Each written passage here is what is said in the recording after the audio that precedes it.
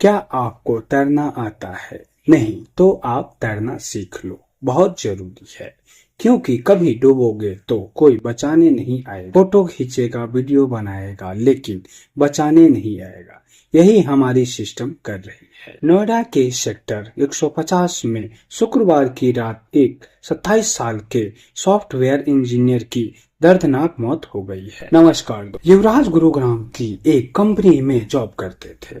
शुक्रवार की रात वह ऑफिस से घर ग्रेट नोएडा से आ रहे। घना कोहरा था और विजिबिलिटी काफी कम होने के कारण वह एक मोड़ पर युवराज की कार कंट्रोल से बाहर हो गई। जब नोएडा के सेक्टर 150 एसटीज क्रेडियोज के पास टी पॉइंट पर पहुंचे तो कार कंट्रोल से बाहर हो गई।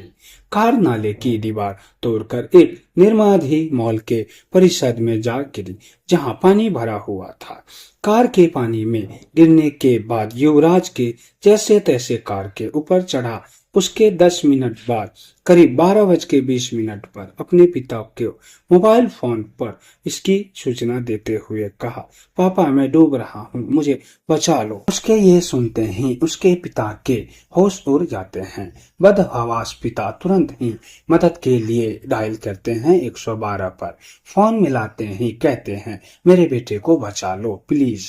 उसके बाद 12:25 पर सूचना दर्ज हो जाती है। इसके बाद रेस्क्यू की कोशिश शुरू हो जाती है, लेकिन बेहद सुस्त रफ्तार से। कंट्रोल रूम पे प्रभावी के पास करीब 20 मिनट बाद 12:41 पर कॉल जाती। इतने सुस्त कोई कैसे हो सकता है?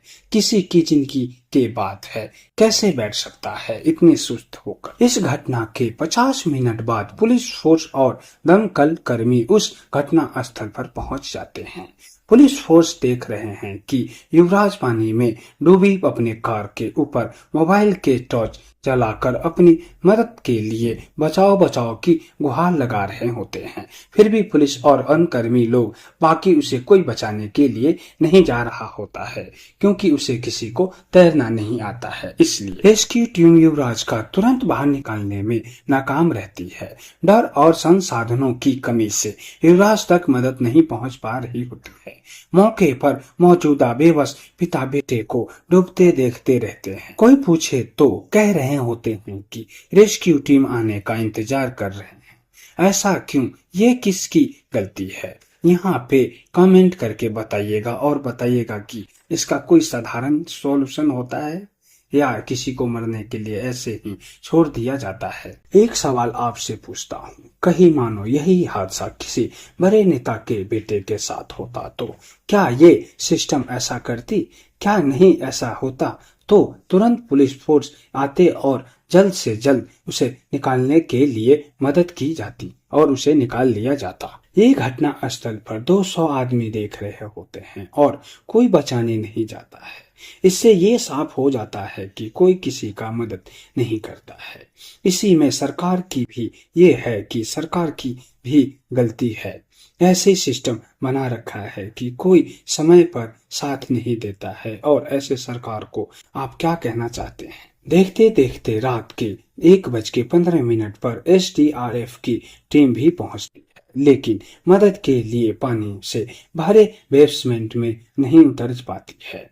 1:45 पर युवराज का कार समेत पानी में डूब जाता है। घटना के करीब 2 घंटे बाद 2 बजे NDRF की टीम सर्च शुरू करती है। सुबह 4 बजे युवराज को बाहर निकालकर अस्पताल पहुंचा और तब तक बहुत देर हो चुकी होती है। यहाँ तो यह कहावत लागू होता है, अब क्या पछताना जब चिड़िया चुग गई थी। जिस मॉल के गड्ढे में डूबने से युवराज की मौत हुई, उसे नोएडा प्राधिकरण ने अपने कब्जे में ले रखा था। इसके बावजूद लॉट के आसपास कोई सिक्योरिटी वॉल्ट नहीं बनाई गई थी, सुरक्षा के उपाय नहीं किए गए थे। ऐसे खतरनाक मोड़ होने के बावजूद वहां पुलिस ने रेस्क्यू टीम नहीं की थी, क्योंकि इसे वजह से यही हादसा हुआ है। इससे पहले भी एक ट्रक वाले उसमें गिर गया था, बट उसमें खुशी की बात ये थी क्योंकि उस ट्रक ड्राइवर ने बच गया था। इसी के लिए अच्छी बात है यह। यहाँ तक वीडियो देखने के लिए धन्यवाद। चैनल पर नया है तो सब्सक्राइब करो और बेल आइकन को प्रेस करें ताकि हर नई वीडियो सबसे पहले आपको देखने को मिले।